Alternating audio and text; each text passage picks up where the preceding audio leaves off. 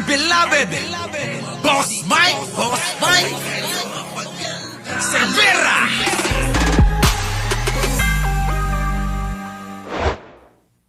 Ngayon ay ibang-iba na ngayon ang kapaligiran. Nung panahon ni Duterte, ang liit ng democratic space at pakitid na pakitid. At kung di nawala mga Duterte, nawala na yan. Ito'y dictatorial regime na to. Bawal na magsalita, bawal lumabas, bawal mag-organize. Ngayon may espasyo ulit ng pamamahayag, pangarap at panaginip.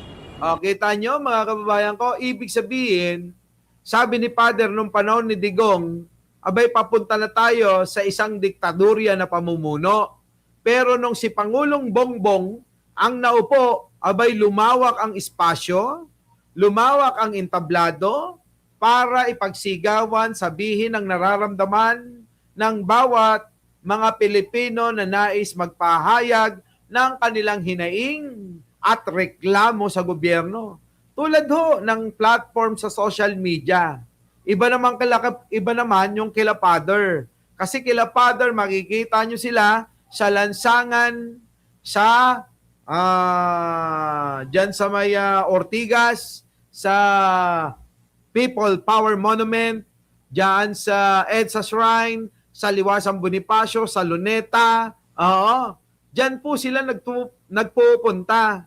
Pero mga kababayan ko, abay eto, ang kagandahan, malaya na daw sila. Hindi nga daw katulad nung panahon ni Digong na, limitado ka lang at nagdidelikado ka pa sa bawat sasabihin mo na mga salita, baka ang mangyari, sabihin na meron kang daladalang droga at bigla ka na lang babarilin nila. Diba? Tama mga kababayan ko? Ganon. Grabe yan. Tuloy. Paghahanap ng mga solusyon sa mga problema. At ito na ang isang solusyon. Ang tunay na mga may sala, kasuhan at ikulong. Kung talagang plunderer si Sara, Sara, kailangan makulong ka. Nakaw! Kita nyo mga kababayan ko, si Sara, plunderer. Kung ikaw daw ay tunay na may sala, dapat lang na makulong ka. Ano kaya ang feeling ng mga DDS pag si Sara ay nakulong na? Kayo, tingnan nyo, pare na po yung nagsasalita. Pare, eto, ulitin natin mga kababayan ko. Ang liit ng democratic space at pakitid na pakitid. At kung di nawala mga Duterte, nawala na yan. Ito'y dictatorial regime na to. Kita nyo kung hindi daw nawala ho ang mga Duterte, ay sigurado mga kababayan, nasa dictatorial regime na tayo. Tuloy. Bawal na magsalita, bawal lumabas, bawal mag-organize. Yun naman talaga nangyayari nung panahon ni Digong Subukan nyo magsalita against kay Digong kung hindi ka mamatay bukas. Subukan mong kumontra kay Digong kung hindi ka ikukulong kung ikaw ay politiko. Isa nga lang ang hindi sila umubra. Kay Trillanes lang talaga sila pumalpak ng husto. Hindi nila makaya-kaya yung mama kasi wala silang makita ng kahit na na bakas ng paggawa ng masama ni Trillanes. Di ba? Kaya sila kita nyo, alumpihit ang kulto ni Duterte sa kay Trillanes, mga kababayan. Ngayon may espasyo ulit ng pamamahayag, pangarap at panaginip. Paghahanap ng mga solusyon sa mga problema. Kita nyo, ibig sabihin Father sa ngayong panahon na ito ay may espasyo na. Ang alin, mga kababayan ko?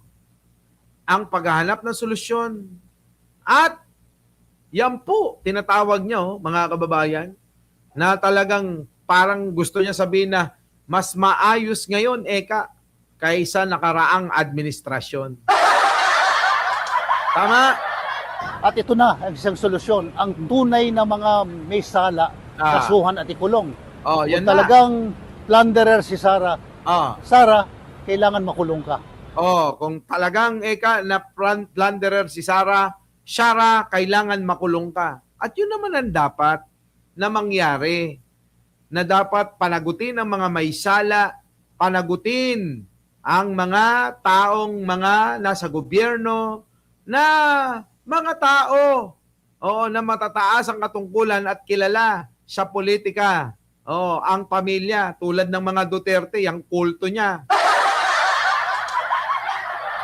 Alam nyo mga kababayan, kung walang mapapanagot na isang Sara Duterte, abay, magiging magandang halimbawa sa mga magnanakaw na politiko yan. Sasabihin nila, si Sara Duterte nga, maliwanag na nagnakaw, hindi nga naparusahan kami pa kaya. Di ba? Kaya nga ho yung mga kongresista, tulad nila Eric Yap, Garjola, Pulong Duterte, puro mga magnanakaw pero parang hindi napaparusahan. At lahat ng plunderer sa Senado, alam na natin mga pangalan nila, hindi ko na ulitin. Sabihin mo na, si Villanueva, Chis Escudero, Binay, Jinggoy Estrada, si Bong Revilla, at marami pang iba. Kung talagang plunder kayo, ikulong ang mga senador na plunderer. Dapat nga bitayin na yan sa harap ng revolto ni Jose Rizal, ano? Alam nyo kung ako lang talaga masusunod, naku, oo. Kapag kaya nalitis, napatunayan na may kasalanan, firing squad agad yan. Diba? I-firing squad agad yan, sabay-sabay, lahat. Number 1 dyan, si Martin. Number 2, si Saldico. Nako! Dapat yan, mga kababayan ko, alam nyo, pinaparusahan ng matindi. Oo. Ngayon, mga kababayan ko, si Martin parang gusto pang bumalik. Mga kongresista na plunderer. At ang mga DPWH na kakuntsaba ng mga plunderer politicians, go to jail. Nako, yan na nga. Tama naman, di ba? May mali ba ron? Wala. Tama yun. Ngayon, sang-ayon ba kayo kay Father? Ako, sang-ayon po ako dyan. Na dapat talaga bigyan ng isang ma-inspire yung mga Pilipino sa isang parusa na hindi nila pamamarisan. Paano? Yung bang kapag ka ikaw ay papiring squad, may malaking TV doon. Malaking TV na ilalagay ang pangalan mo. Halimbawa, Martin Romualdez. Ganon, Saldico. Ilalagay ko rin doon, pati yung mga asawa niya ay si ganito. Ang tatay niya at nanay niya ay ganyan. May mga kapatid na ganito. Ilalathala ko lahat. Ang anak ay ganito na si ganyan na nag-aaral sa ganito. Ganun ang parusa. 'Di ba? Ewan ko lang mga kababayan kung meron pang magiging reckless sa pagnanakaw. Kasi yung mga magnanakaw natin politiko ngayon, parang baliwala na lang sa kanila Sabi ni Christopher, Cristo, akala mo lang yun na hindi napapansin. Huwag kayo mag-alala. This week, magugulat na lang, nasa pintuan nyo na yung pamasko ko. Akala nyo lang may nag-check noon, may nag-check.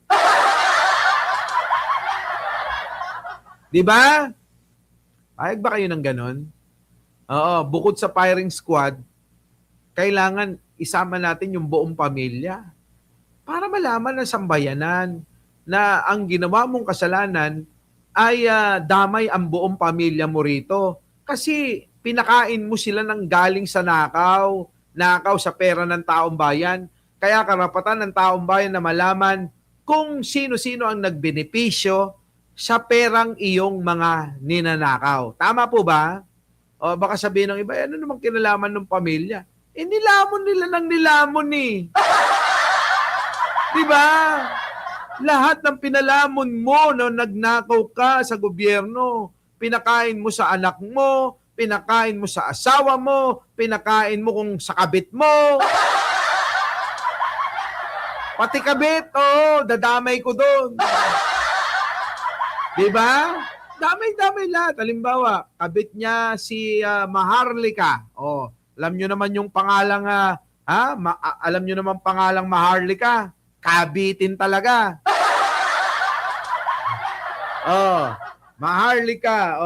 Pati tatay niya, nanay niya. Kaya nga kumabit yan para buhayin din yung pamilya. Di ba? Ewan ko na lang, mga kababayan ko, kung meron pang gumawa ng masama. Di ba? Tingin ko, titigil na ho yung mga yan at baka wala na hong pumasok sa politika. Baka matakot na. Ayoko na dyan sa politika. Tama na ako dito. Ang hirap-hirap magsilbi. Tapos pero mga kababayan ko, eto naman ang kagandahan. Kung sakasakali lang tataas ko naman ang sweldo ng mga politiko para hindi na sila magnakaw. Nakuha nyo? Halimbawa ang sweldo ho nila ngayon ay umaabot na buwan-buwan sumisweldo sila ng 300,000. Gagawin kong 500,000 kada buwan. Basta ikay manilbihan ng tama. Tama? Ganon. Our beloved Boss Mike Cervera.